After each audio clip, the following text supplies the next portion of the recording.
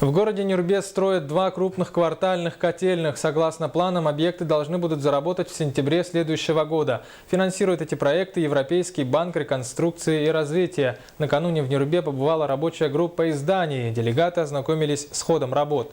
Репортаж Романа Савинова.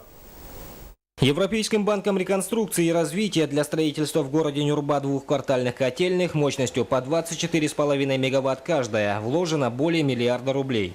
Сегодня стройки идут полным ходом. Практически все необходимые материалы и оборудование уже доставлены непосредственно на стройплощадку. Отставаний по графику не наблюдается. Они идут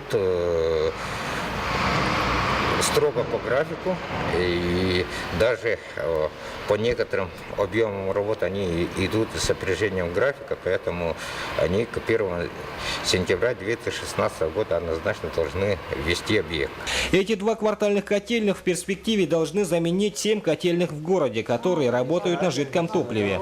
Масштабы строительства огромные, да и финансирование немалое. Именно поэтому 4 специалиста из Дании по поручению Европейского банка приехали в Нюрбу, чтобы ознакомиться с ходом строительства инвестируемых проектов.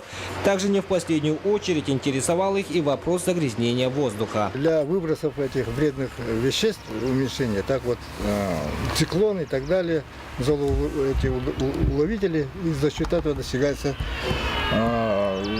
уменьшение выброса вредных веществ в атмосферу. В нормах, санитарных нормах, пределах санитарных норм, установленных в Российской Федерации. Так как вопрос финансирования, обеспечения необходимым материалом и оборудованием уже решен, к 1 сентября 2016 года есть возможность ввода в эксплуатацию новых котельных. И это уже констатировала специальная комиссия.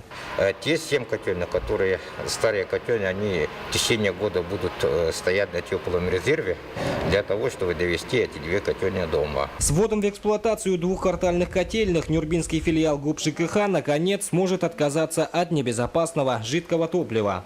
Да и расходы смогут сократиться в разы. Роман Савинов, Эдгар Николаев, Эдуард Васильев, НВК Саха, Нюрба.